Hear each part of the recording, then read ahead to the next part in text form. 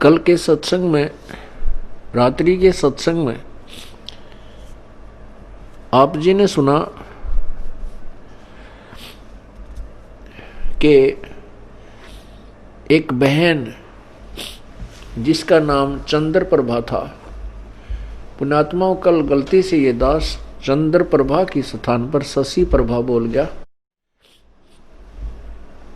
वो चित्त से उतर गई थी उनका नाम जो है बहन बेटी का, क्योंकि उस आत्मा के कई जन्म हो चुके हैं और कभी वो एक जन्म में शशि प्रभा भी रही है। जैसे कबीर परमात्मा ने कभी विष्णु जी की महिमा गाते हुए तो साथ में कृष्ण भी बोल दिया है, क्योंकि कृष्ण भी विष्णु ही था।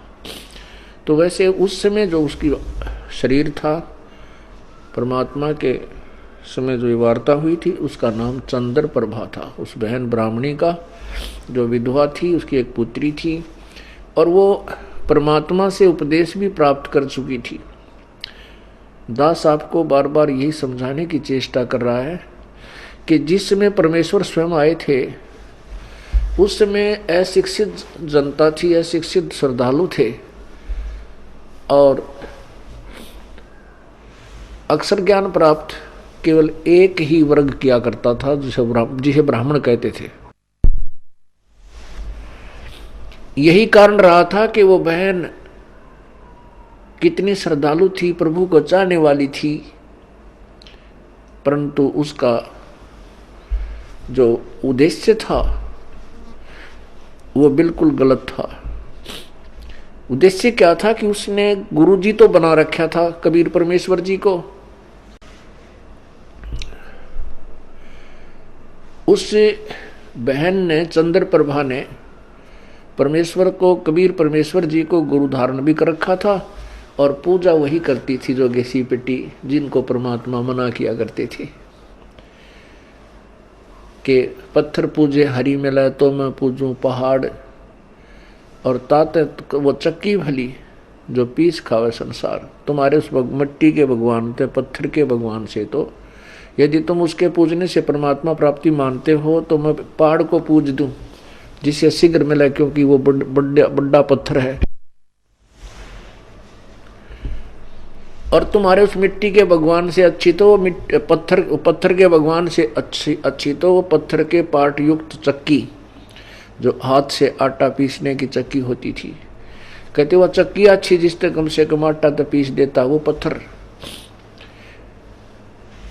परमात्मा यही ज्ञान रह कर दिया करते थे कि मंदिर के अंदर प्रभु नहीं है, मंदिर में केवल प्रभु का चित्र है। प्रभु से काम बनेगा, प्रभु से लाभ होगा, चित्र से नहीं। जैसे सेब का चित्र पत्थर का बनाकर रख ले मूर्ति, और बहुत खूबसूरत और बिल्कुल जो कि तो मिलती जुलती होती है, और उस सेब की मूर्ति की ही पूजा करते रहें, उसी को उठाकर रखते रहें, बार बार उसकी जो है ना धूप दीप करते रहें, नहीं, वो सेब की पत्थर की मूर्ति खाने योग्य नहीं है। वह उस सेब ढूंढना पड़ेगा, वो सेब लेना पड़ेगा। सेब प्राप्त कैसे होगा? उसके लिए पहले मजदूरी करनी होगी, मजदूरी करके 2 पैसे जेब में डालने होंगे, रुपए। उन रुपयों के, उस धन के प्रतिफल में हम उस सेब को खा सकेंगे, उसका आनंद ले सकेंगे। ऐसे ही हम परमात्मा के प्राप्ति रूपी सत्य साधना रूपी मजदूरी करेंगे। इस भक्ति के धन से हम परमात्मा को प्राप्त करेंगे, उस मूर्ति की पूजा करने से नहीं। अब वो बहन चंद्र प्रभा कबीर जी को तो एक साधारण संत भक्त मानती थी, संत मानती थी, गुरु जी मानती थी, और जगन्नाथपुरी में रखी उन बिना बगैर पंजे के हाथों वाली मूर्ति को वो भगवान मानती थी। इसी भ्रम को निवारण करने के लिए प्रभु ने ये लीला की, एक तीर से 2 शिकार किए। उधर से वीर सिंह जी भी उनको परमात्मा नहीं मान पा रहे थे, उनको केवल एक संत और गुरु ही मानते थे।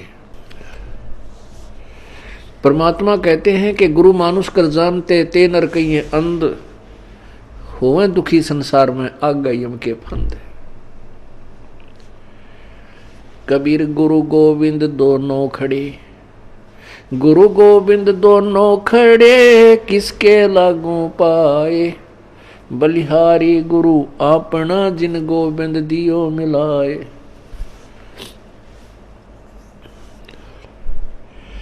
कबीर हरि के रूठता, गुरु की शरण में जावे, कहें कबीर गुरु रूठ गए तो हरि ना होत सहाय। पुण्यात्मा, हमने गुरु जी को परमात्मा मानना पड़ेगा। उस समय तो परमात्मा स्वयं आए थे, लेकिन वो भूमिका गुरु की ही कर रहे थे, एक संत की कर रहे थे। और उस समय परमात्मा स्वयं आए हुए थे तो भी ज्ञानहीन व्यक्ति, श्रद्धालु, अनुयायी, तो भी उनको एक सिंपल मैन मानते थे, एक भक्त गुरु संत ही मानते थे। क्योंकि ऐसे शिक्षित व्यक्ति जो होते हैं वो ज्ञान के तह तक नहीं पहुंच पाते। कितनी बार समझा लिया प्रभु ने, लेकिन एक वो अक्षर ज्ञान युक्त अज्ञानी संस्कृत भाषा बोल कर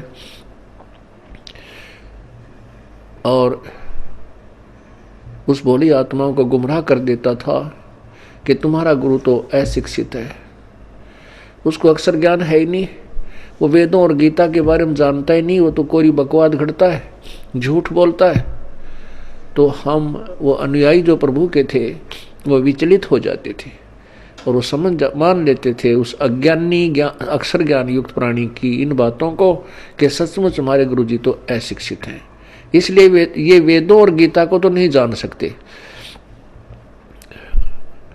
और वेदों और गीता जी के बारे में तो ब्राह्मण लोग ही सही बताते हैं, पुराणों के विषय में यही सही जानते हैं, क्योंकि सभी पुराण, सभी पवित्र सदग्रंथ, पवित्र गीता जी, पवित्र चारों वेद, पवित्र पुराण सभी संस्कृत लैंग्वेज के अंदर लिपिबद्ध है। इस बात का वो नाजायज फायदा उठाएगी। परमात्मा ने इसलिए ये समय सेलेक्ट किया, ये टाइम सेलेक्ट किया कि पिछली पीढ़ी के अंदर शिक्षित होगा सारा समाज, उस समय ये मेरे को पहचान पाएंगे मेरे बच्चे, और इन काल के दूतों को ये धिक्कार देंगे, ठुकरा देंगे, छोड़ देंगे, त्याग देंगे। गुरु मानुष कर जानते ते नर कहिए अंध, ओए दुखी संसार में आगे यम के फंद। पुण्यात्मा, अज्ञान की इतनी गहरी छाप हमारे ऊपर हो चुकी है कि हम परमात्मा की परिभाषा से अपरिचित हैं। हम परमात्मा को निराकार मानते हैं। ये अज्ञानी संत, ऋषि, महर्षि और गुरुजन परमात्मा को निराकार बताते रहे, जबकि हमारे सब सदग्रंथ और जिन महापुरुषों ने परमात्मा के दर्शन हुए, उन्होंने अपनी अमृतवाणी में परमात्मा को साकार बताया है और मनुष्य सदृश बताया है, मनुष्य जैसा। लेकिन उनके शरीर के मटेरियल में और हमारे शरीर के मटेरियल में बहुत अंतर है। परमेश्वर का शरीर तेज पुंज का है, उनके शरीर की शोभा बहुत ही अधिक है। करोड़ सूर्य और करोड़ चंद्रमा की मिली जुली रोशनी भी उनके एक रोमकूप की रोशनी से फीकी है। वो साकार हैं और मनुष्य सदृश हैं। परमात्मा के उस स्वरूप को चरम दृष्टि से नहीं देखा जा सकता, उसको केवल दिव्य दृष्टि से देखा जा सकता है।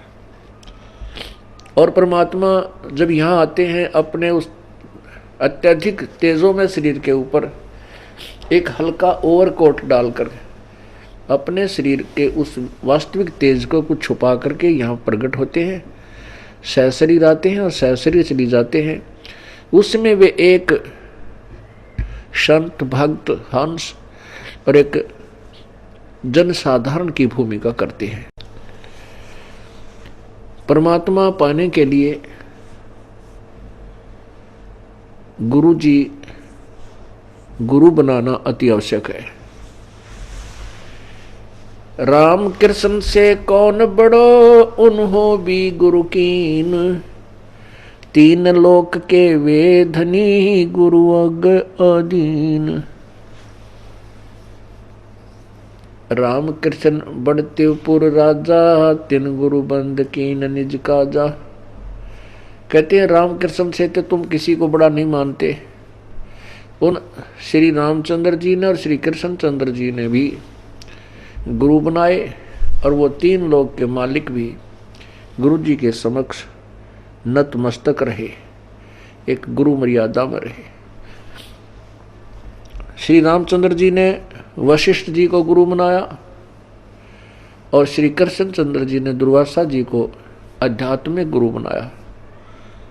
श्री कृष्ण जी के संदीपनी जो थे वो अक्षर ज्ञान के गुरु थे, उन्होंने उनको अक्षर ज्ञान सिखाया था। गुरु मानुष कर जानते, अब ये तो सिद्ध हुआ कि गुरु का होना अति आवश्यक है। आध्यात्मिक अपने इस ज्ञान, आध्यात्मिक मार्ग को, आध्यात्मिक क्रियाओं को सफल करने के लिए, परमात्मा प्राप्ति के लिए गुरु जी का होना अति आवश्यक है। अब गुरु जी के प्रति हमारा कैसा व्यवहार बर्ताव हो। गुरु गोविंद कर जानियो, रहिए शब्द समाये, मिले तो दंडवत बंदगी, नहीं पल पल ध्यान लगावे। कहते हैं परमात्मा स्वयं संकेत कर रहे हैं कि गुरु गोविंद कर जानियो, गुरु जी को भगवान मानकर चलना और उनकी आज्ञा का पालन करना, उनके द्वारा दिए गए मंत्र का खूब डट के साधना करना, भजन करना श्रद्धा से। और जब भी आपको मिले दंडवत प्रणाम कीजिए। यदि आपसे दूर हैं तो पल पल उन्हीं का ध्यान कीजिए।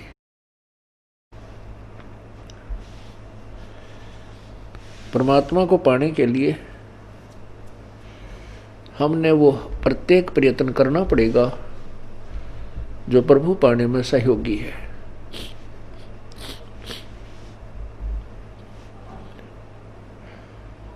जैसे ये दास है, उसमें तो परमात्मा स्वयं आए थे, अब ये दास बेच दिया अपना। ये दास भगवान नहीं है, लेकिन परमात्मा के नियम अनुसार आप जी ने इस दास को भगवान के तुल्य मानना होगा। आपने परमात्मा मानना होगा। फॉर एग्जाम्पल, जैसे एक मैथमेटिक्स का, गणित का एक प्रश्न होता है ऋण का, उसके अंदर मूलधन ज्ञात करना होता है।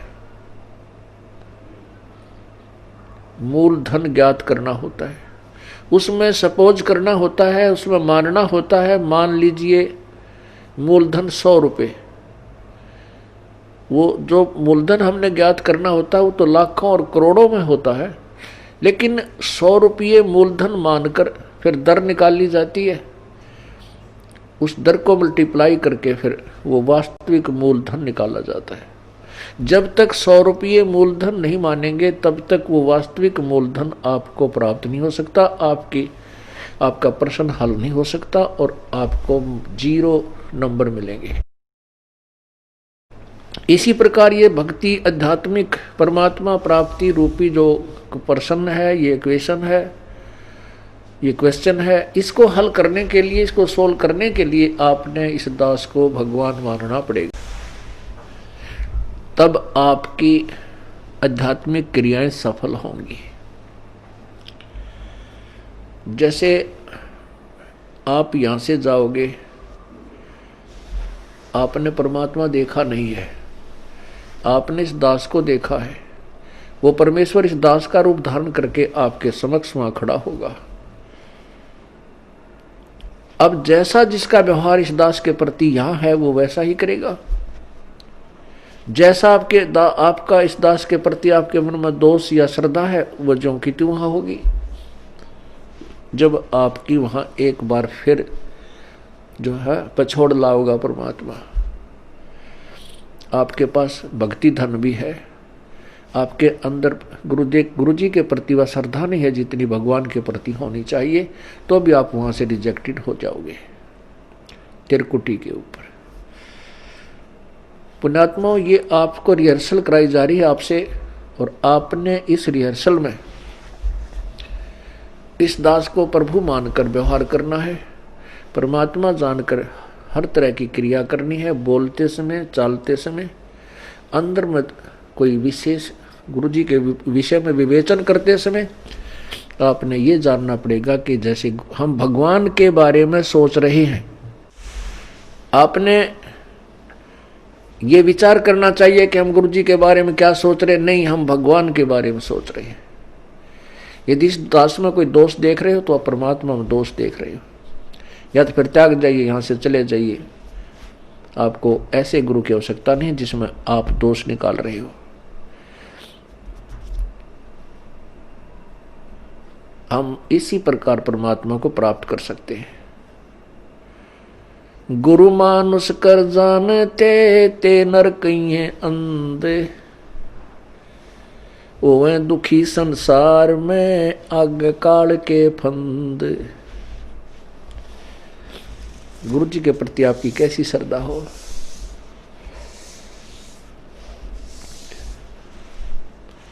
जैसे वो बहन चंद्र प्रभा परमात्मा गुरु जी को भी गुरु भी धारण कर रखा था, और जगन्नाथ जो पुरी वाला भगवान है, जो मिट्टी का माधो, उसको भगवान मान रही, और वो वास्तविक परमात्मा उनके पास रहे, उनसे बात करे, उनको ज्ञान समझा, उसको सुख दे, वो भगवान नहीं। फिर भी श्रद्धा वही थी उस नालायक की। तब परमात्मा ने उसके उस भ्रम को निवारण करने के लिए एक तीर में दो शिकार किए थे। उधर से वीर सिंह बघेल, काशी नरेश भी उनको केवल एक सिंपल मैन और एक संत मान रहे थे। जब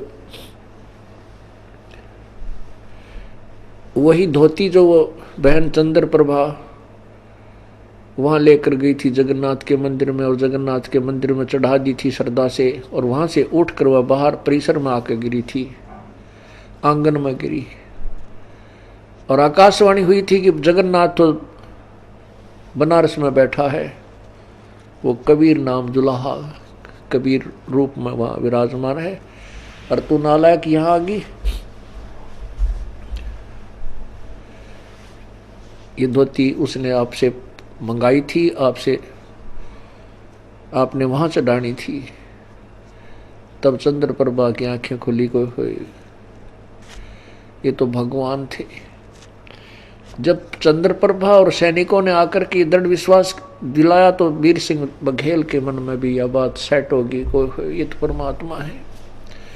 जब उनके हृदय में ये बात समाई कि तो प्रभु हैं, तब उनको पुनरुपदेश दिया प्रभु ने। वीर सिंह से कहा कि नाम ले दोबारा, कित का सार नाम के चक्कर में पड़ रहा है। पहले अपने हृदय ने साफ कर और फिर डट कर भजन करो, ताकि तुम परमात्मा पाने योग्य हो सको।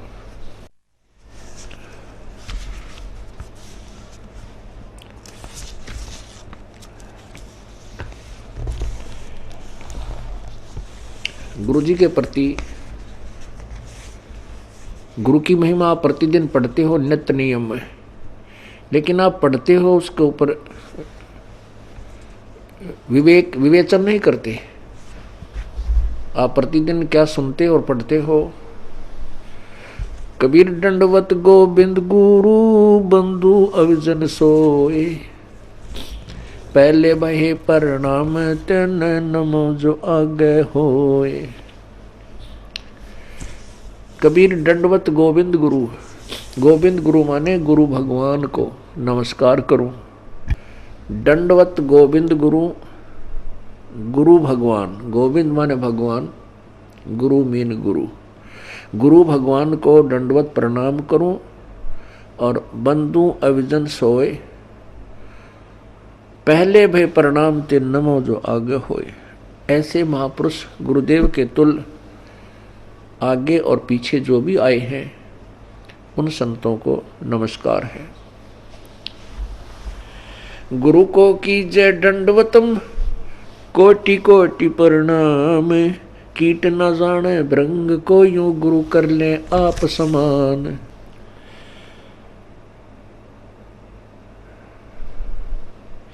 गुरु गोविंद कर जानियो, रहियो शब्द समाए, मिले तो दंडवत बंदगी, नहीं पल पल ध्यान लगावे। अपने गुरुदेव के प्रति परमात्मा तुल श्रद्धा बनाओगे तभी आप परमात्मा के चरणों में परमात्मा को प्राप्त कर सकोगे।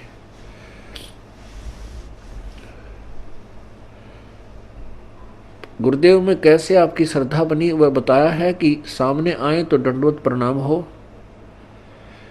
और नहीं तो फिर उन्हीं का ध्यान, उन्हीं के द्वारा दिए गए मंत्र पर विवेचन, उसका सिमरण, और रह कर आपके हृदय ये आत्मा ये पुकार करेगी, तड़फेगी को हो ऐसा निर्मल ज्ञान है भगवान कहाँ थे, अगर गुरु जी ना मिलते तो हमारी क्या दुर्गति होती। इस तरह की विवेचन जो करना है ये भी गुरुदेव का ध्यान है।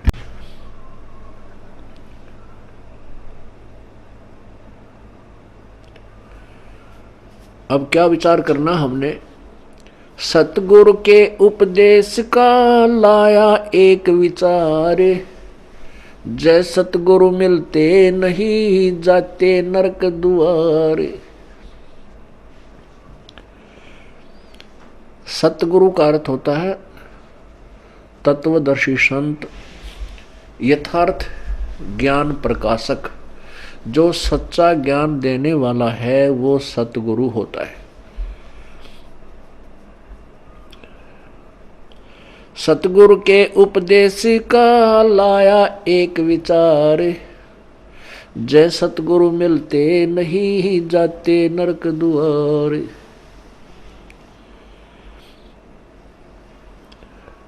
यम द्वार में दूत सब करते खेचातान, उन तक कभू ना छूटता फिर फिरता चारों खानी। कबीर चार खानी में भरमता, कभो न लगता पार, सो फेरा सब मिट गया मेरे सतगुरु के उपकार। होय होय, इतनी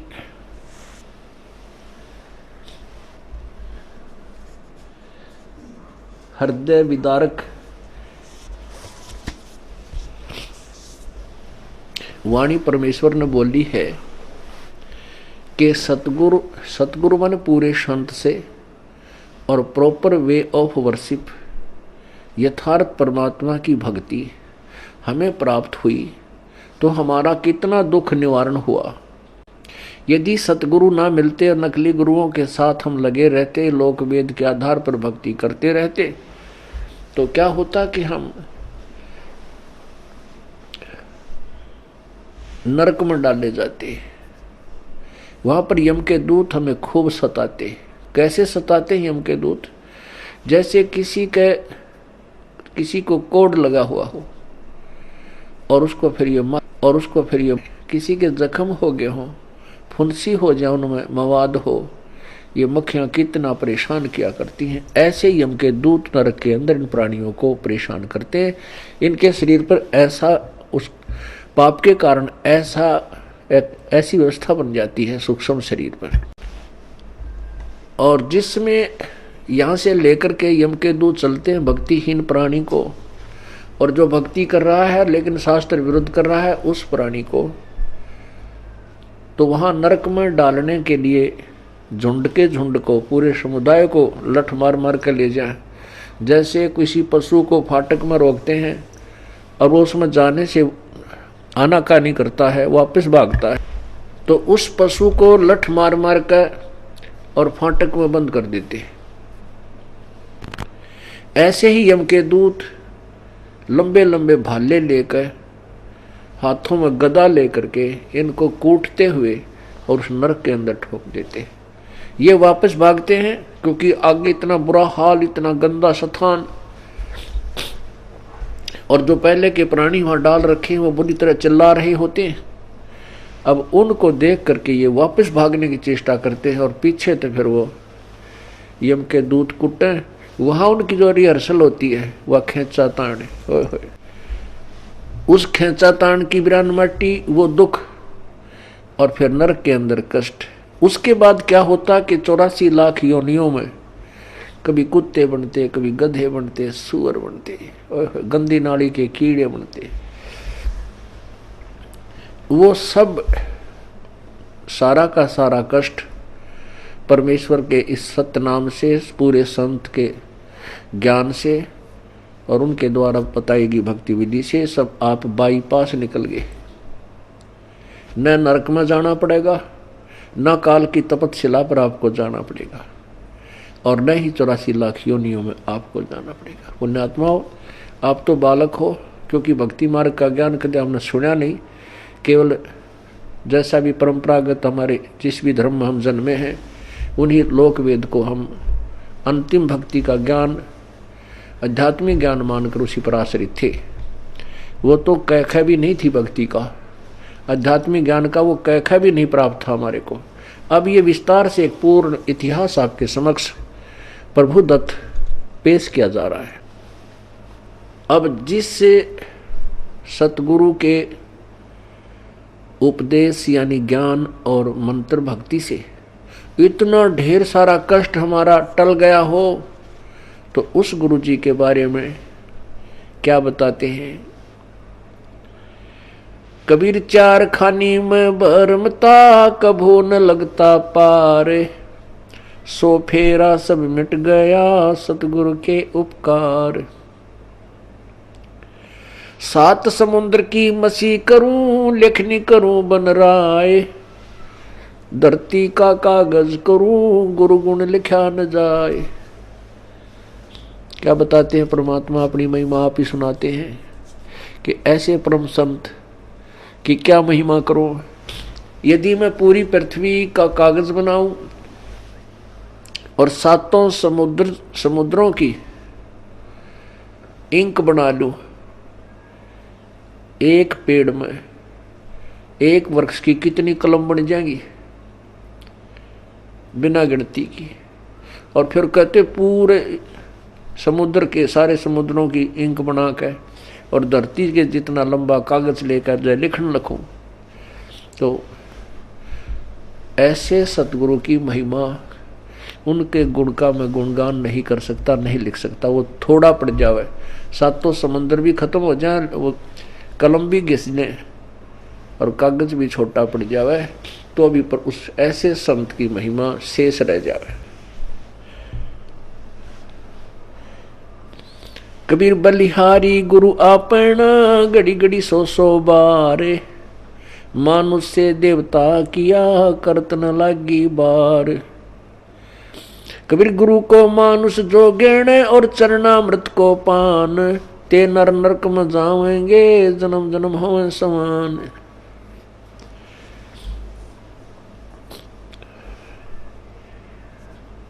कहते हैं अपने सतगुरु के ऊपर मैं बलिहारी हूं,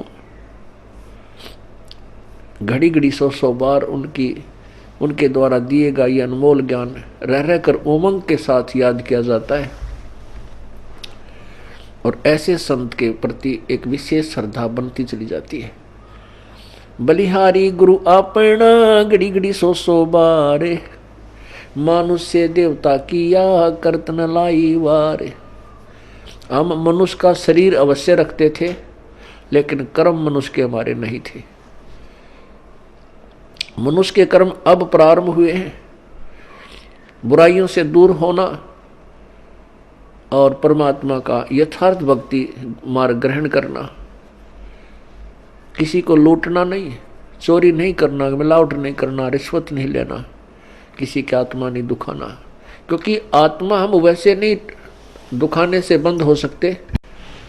हम मिलावट करने से या रिश्वत लेना वैसे नहीं छोड़ सकते जब तक हमें इसके होने वाले दुष्प्रभाव का ज्ञान ना हो। जैसे विष से हम क्यों डरते हैं? क्योंकि उससे होने वाले दुष्प्रभाव से हम पूर्ण परिचित हैं। और नादान बालक उसी बोतल में जिसमें विष रखा हो मुंह का लगा कर पी ले और जान मृत्यु को प्राप्त हो जाए, जान से हाथ धो बैठे। ऐसे ही जो बुराइयां करते हैं वो अपना जीवन बर्बाद कर रहे हैं। जिसमें हम तत्व ज्ञान के कारण ये पूर्ण ज्ञान हो जाएगा कि जो हम कर्म करते थे वो विष खा रहे थे, तो हम अब पुनः विष नहीं खा सकते। इसलिए परमात्मा अपनी महिमा भी बताते हैं कि गुरु मानुष से देवता किया और करत न लागी बार।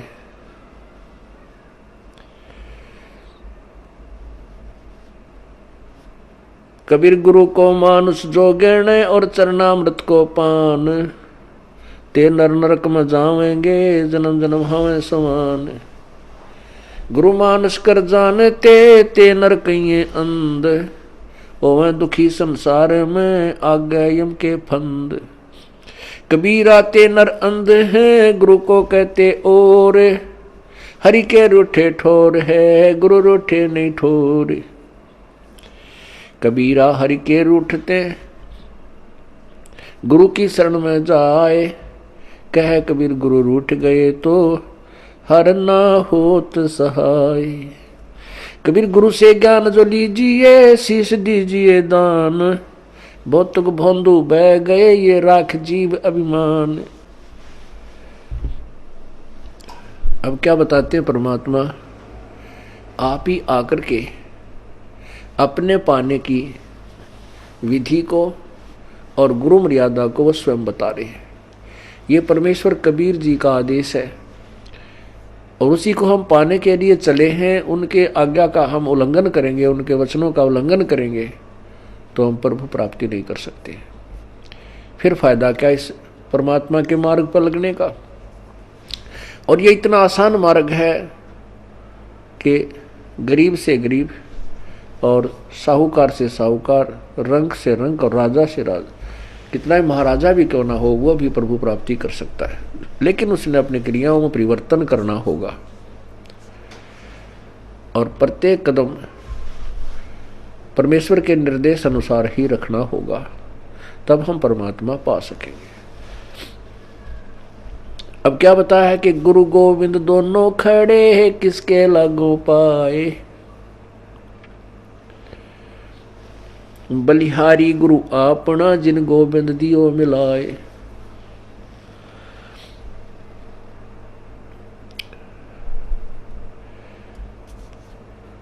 कबीर गुरु के रूठ त्या हरि की, कबीर हरि के रूठ त्या गुरु की शरण में जावे, कहे कबीर गुरु रूठ गए तो हर ना होत सहाय। परमात्मा स्वयं ही बता रहे हैं कि एक तरफ गुरु जी खड़े हैं और दूसरे साथ में परमात्मा खड़े हैं, तो किसके हम चरण छुएं, किसका विशेष आदर करें, किसकी चाह प्रथम करें? आप ही उत्तर दे रहे हैं कि बलिहारी गुरु आपना जिन गोविंद दियो मिलाए। अब इस उदाहरण को आपको समझाया जाएगा कि जैसे एक मटके में घड़े में जल है, वो तो समझो भगवान है। एक तरफ हैंडपंप खड़ा है वर्किंग पोजीशन में, चालू हालत में। एक तरफ तो हैंडपंप यानी नल है, एक तरफ एक मटके में घड़े में जल है। तो उस मटके के जल को तो भगवान समझो और नलके को गुरु जी समझो। तो इन दोनों में से कहते मैं किसके चरण छूं अर्थात किसको महत्व दूं? आप ही उत्तर देते हैं कि बलिहारी गुरु आपना जिन गोविंद दियो मिलाए। मटके में 10 किलो 20 किलो पानी है, जल है, और उसने कोई वो गिर जाता है, टूट जाता है, खत्म हुआ, या पीने से भी वो समाप्त हो जाता है। यदि हैंडपंप ठीक है, वो खराब नहीं है, तो इसे ऐसे 1000 मटके भर देगा। कहने का भाव ये है कि यदि आपका राम कब रूठ गया, कबीर हरि जय रूठ जा, कबीर गुरु जय रूठ गया तो हर नहीं होत सहाय। और यदि कबीर हरि जय रूठ जा, गुरु की शरण में जावे, जिसमें आप जी के ऊपर, किसी व्यक्ति के ऊपर आपत्तियों का दौर शुरू हो जाता है, वो स्वयं कहने लग जाता है, भी मेरा राम रूठ गया, मेरा परमात्मा रूठ गया, मेरे थे मेरा भाग फूट गया, मेरा राम रूठ गया, तो उसके पुण्य समाप्त हो गए, पाप कर्मों से वो प्रभावित हो रहा है। जैसे आप कहीं खेत में या मजदूरी कहीं कर रहे हो, आपने एक मटका पानी का लेकर गए, वो काम करते करते पीते रहे, वो समाप्त हो गया, आपका जल खत्म हो गया, आपका राम रूठ गया। यदि जल और नहीं लाओगे तो प्यासे मर जाओगे। तो कहाँ जाते हैं? हैंडपंप या कुएं में।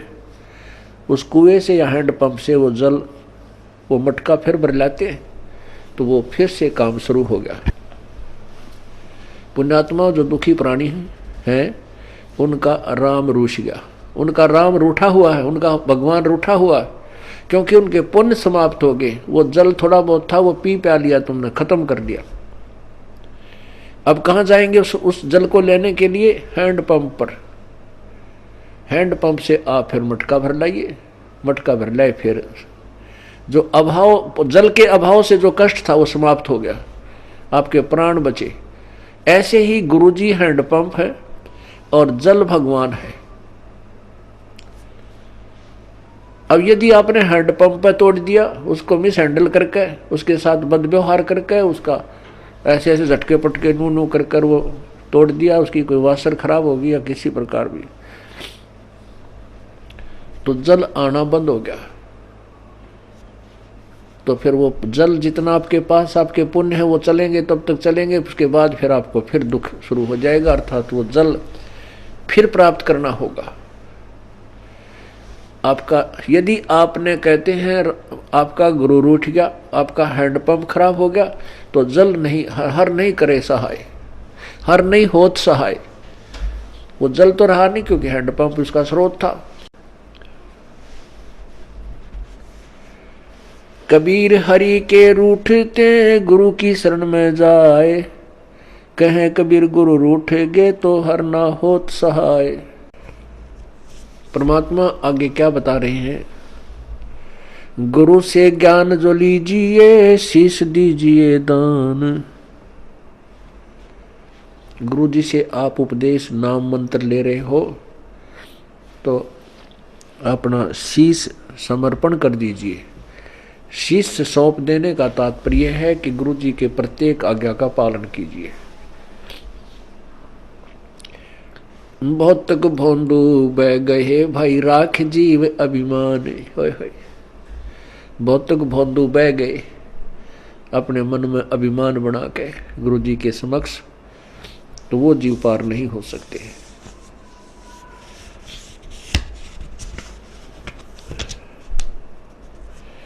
तन मन दिया तो भला किया, सिर का जासी भारे, जो कबहू के मैं दिया भाई बहुत सहे सिर मारे।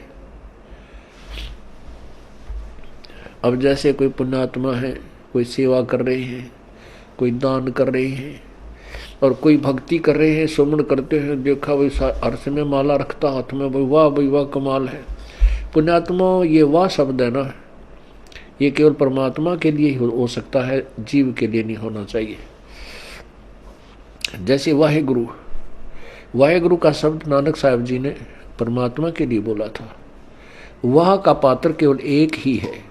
यदि हम दूसरे की वाह करते हैं और उसको में वाह समा रही है, उसको वाह से वो फूलने लग गया है, उसका विनाश होना प्रारंभ हो चुका है उस श्रद्धालु का।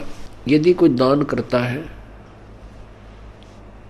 और उस दान का उसी को फल मिल रहा है, और दूसरे उसकी दान किए हुए दान को से उसी की प्रशंसा करते हैं, तो ज्ञानहीन प्राणी होता है, उस प्रशंसा का पात्र बनकर वो अभिमान करने लग जाता है। बट नेचुरल है, जिसको ज्ञान नहीं है अवश्य होगा। कोई सेवा अच्छी करता है, शारीरिक सेवा करता है, दूसरे ने कहा वाह भाई यू या बहन या भाई, ये तो भाई दिन रात इसने सेवा में अपना शरीर गाल रखे है, तो कुछ दिनों में उसके अंदर भी यह बीमारी होएगी और वो उसके नाश का कारण बनता है। कोई सेवा करता है तो अपने लिए कर रहा है, हम उसकी प्रशंसा करते हैं, उसके तरफ आकर्षित होते हैं, तो महाराज जैसा बुद्धू नहीं, वो भक्त नहीं है, उसको ज्ञान नहीं है। कहते हैं गुरु को तजय भजय जो आना, तापसुआ को फोकट ज्ञाना। क्योंकि हम जिसकी प्रशंसा कर रहे हैं हम उसके ऊपर आसक्त हैं, बाई हुक एंड क्रुक, तो हम परमात्मा से हटकर उसकी तरफ आकर्षित हुए हैं, तो यह भी कमजोरी है। परमात्मा के पाने में हमने सारी कमजोरी मिटानी होगी। एक बूढ़ा आदमी डॉक्टर जी के पास गया और बूढ़ा बुजुर्ग कति अस्थि पिंजर शेष था, पतल आड़ दिखे, नारी नारी अस्थि दिखे। अब डॉक्टर जी ने देख लिया भाई ये तो बीमारी क्या है कि कमजोर आदमी है, कति शारीरिक वीकनेस घनी है इसमें। तो बूढ़े आदमी ने, उस वृद्ध ने कहा डॉक्टर जी मैं कुछ देर चलता हूं ना मेरा दम फूलने लग जाता है, सांस चढ़ जाए। डॉक्टर बोला भाई महाराज बुजुर्ग कमजोरी है आपको, आपका शरीर कमजोर हो गया। फिर कहता है गुरु डॉक्टर जी मैं खड़ा होता हूँ चक्कर आवे हैं। डॉक्टर बोला बूढ़ा कमजोरी है। फिर बोला जी पिंडी बढ़के हैं, यानी पिंडलियों में दर्द हो जाता है। डॉक्टर बोला कमजोरी है। और बूढ़े को गुस्सा आ गया।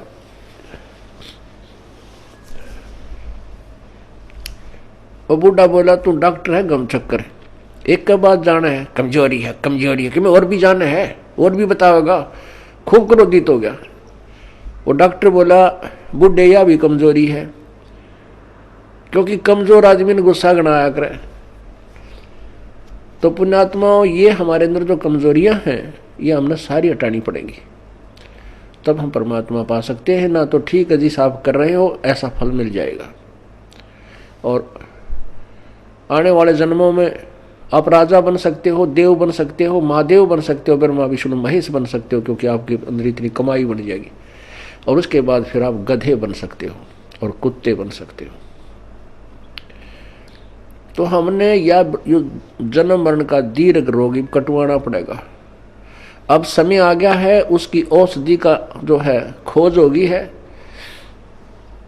जैसे पहले टीबी की कोई इलाज नहीं था, इसलिए इसको अक्षय रोग कहते थे। अक्षय माने नाश करने वाला, खत्म कर दे।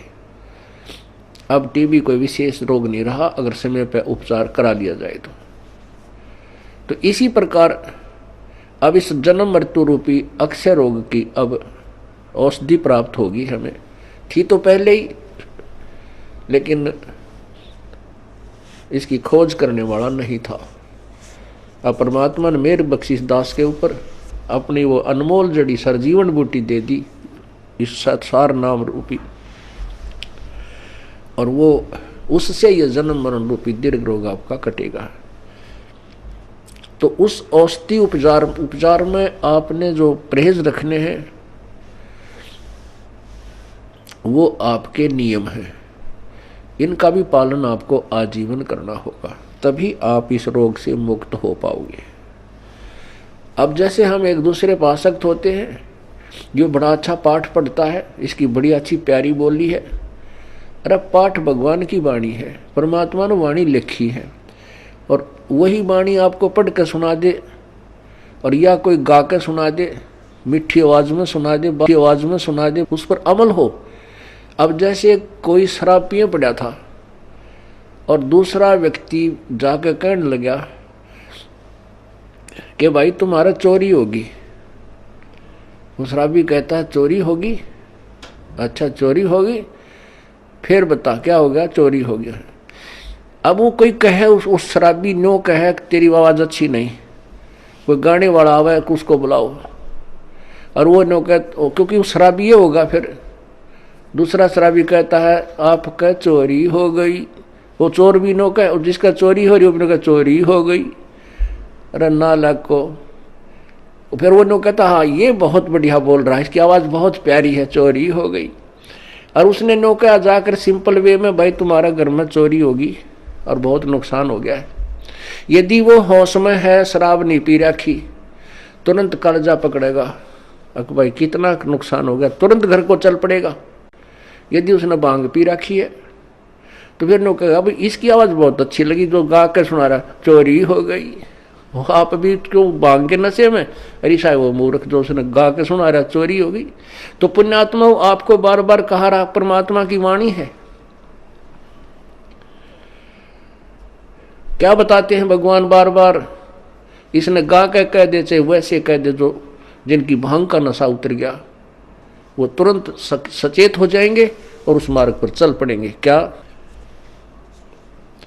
मन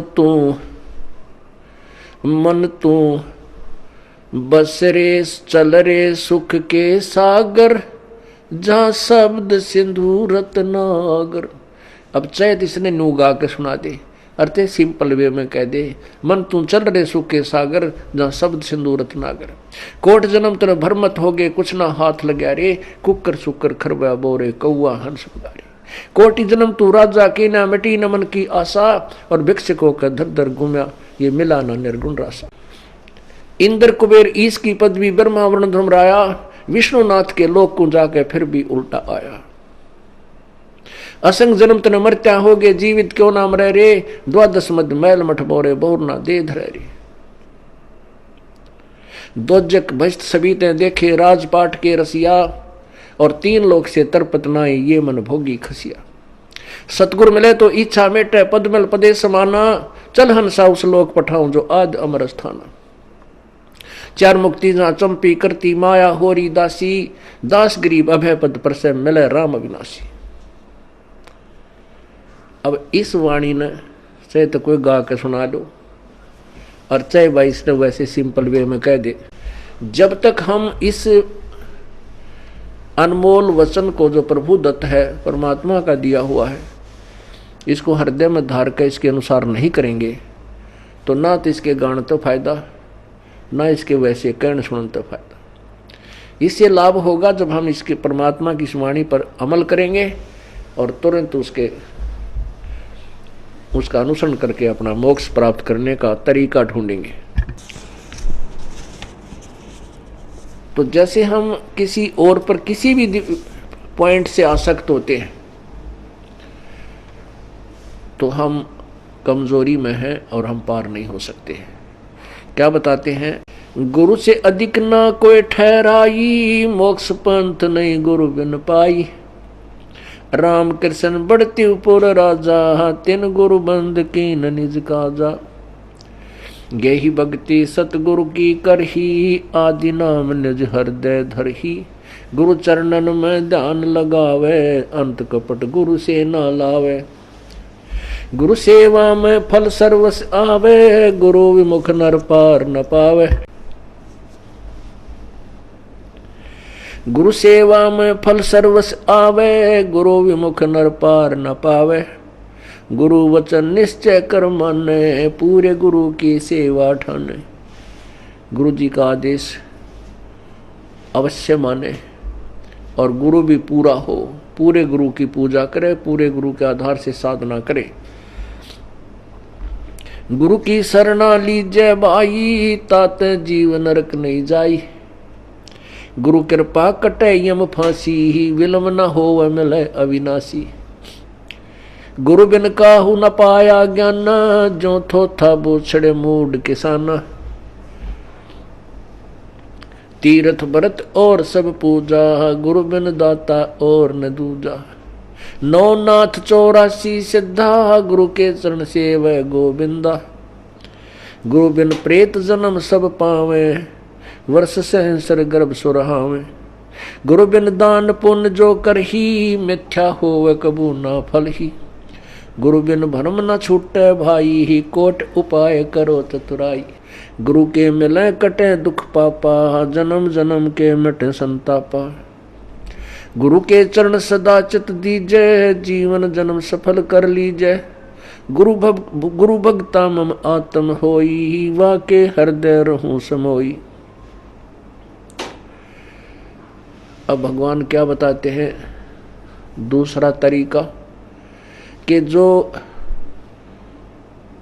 गुरु का भक्त है, मेरे उस संत का भक्त है, अनुयायी है, श्रद्धालु है, सच्चे दिल से साधना कर रहा है, प्रत्येक आज्ञा का पालन करता है, तो कहते हैं उस मेरे वाले मेरे भेजे गए हंस संत के का जो भक्त है वो मेरी आत्मा है, वो मेरा सच्चा यानी प्यारी आत्मा है, और उसके हृदय में मैं समाया रहता हूँ।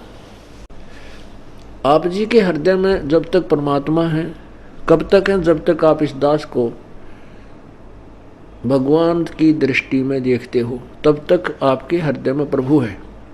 और जब आपके मन में कोई दोष उत्पन्न होने लग जाता है तो काल प्रवेश कर जाता है, प्रभु हट जाता है। क्या कहते हैं भगवान? गुरु भक्ता मम आत्म होई, वाके हृदय रहूं समोई। गुरु का भक्त मेरी आत्मा हो है, और उसके हृदय में मैं समाया रहता हूं, अर्थात मेरी ही उपस्थिति बनी रहती है। और जब तक भगवान की उपस्थिति है तो आपकी श्रद्धा भगवान गुरुदेव के प्रति और भक्ति के प्रति एक पूरी निष्ठा बनी रहती है। जो ही आपके हृदय में कोई दोष आता है प्रभु गुरु जी के प्रति, चाहे किसी प्रकार से, चाहे प्रत्यक्ष या अप्रत्यक्ष, परमात्मा आपसे दूर हो जाता है। ऑटोमेटिक सिस्टम है।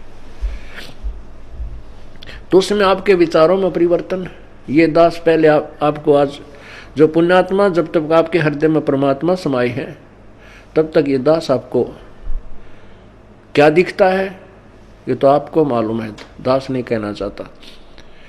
और जब आपके हृदय में काल समा जाएगा, ये दास आपको दुष्ट दिखाई देगा। दास वही है, पहले भी वही था और बाद में भी वही है, और आगे भी ऐसा ही रहेगा। आपने अपना ही शीशा, जैसे हम दर्पण में मुंह देखते हैं, फेस देखते हैं शीशे में, अगर वो शीशा खराब है तीसरा बूंदा मुंह दिखाओगा, बांगा बांगा। कई बार ना कोई कार खड़ी हो और उसके पास से निकला तो अपना शरीर उस कार के शीशे में नू दिखा, इतना बड़ा पेट सार ठगना सा नूथ, ईसा बूंदा देखने भी जी ना करे। तो ऐसे ही जैसे कोई शीशा खराब है, उसमें मुंह देखे सा बूंदा दिखे, कोई मोटा मोटा, कति मर रहा टेढ़ा मेढ़ा, और बढ़िया दर्पण है तो जो का तू दिखाता है। तो पुण्यात्मा, जब तक आपका अंतःकरण हृदय रूपी मिरर बिल्कुल स्वच्छ है, साफ है, तो ये दास आपको कति भगवान दिखाई देगा। जब आपका अंतःकरण किसी दुष्ट ने या आपके अभिमान ने बर्बाद कर दिया तो ये दास आपको बूंदा दिखेगा। जैसे आपका फेस जैसा है वो तो आपका स्पष्ट दर्पण ही दिखा सकता है, यदि दर्पण ही खराब है तो आपके ही चेहरे में कितने दोष दिखा देगा। अब जैसे ये क्रोथा कांड हुआ, इसके पीछे बहुत ही भयंकर षड्यंत्र था। उन लोगों की पोल खुल गई जो धर्म की आड़ में दुनिया को भ्रमित किए बैठे थे, उनके ज्ञान की पोल खोल दी और वो कति चौड़ चपट हो गए। अब उनको भय हो गया कि तुम्हारे अनुयायी तुमसे भागेंगे और तुम्हारे पास कोई जवाब नहीं, दुनिया तुम्हें थूकेगी। तो उन्होंने ऐसे झूठ झाट बोल कर राजा और प्रजा को भ्रमित करके इस दास के प्रति न जाने के तूफान झूठ बोलती है। तो उन अज्ञानियों के द्वारा फेंके गए गंध से जिनका अंतःकरण रूपी दर्पण खराब हो गया, उनको ये दास बुरा लगने लगा, अनुयायियों को। और जिनके उनके द्वारा फेंके गए गंध का जिसके अंतःकरण रूपी दर्पण पर कोई असर नहीं हुआ, ये दास उनको जो का तो वही दिखाई दे रहा था। तो यहां परमात्मा हमें यही बताना चाहते हैं, गुरु भक्ता मम आत्म होई, वाके हृदय रहूं समोई। कि गुरु का जो भक्त है वो मेरी आत्मा है और उसके हृदय में मैं रहूंगा। और यदि किसी भी कारण से आपके हृदय में दोष आ जाता है तो प्रभु वहाँ से हट जाते हैं, और काल भगवान तो तैयार है, वो तो फिर तुरंत आकर के कुर्सी संभाल लेता।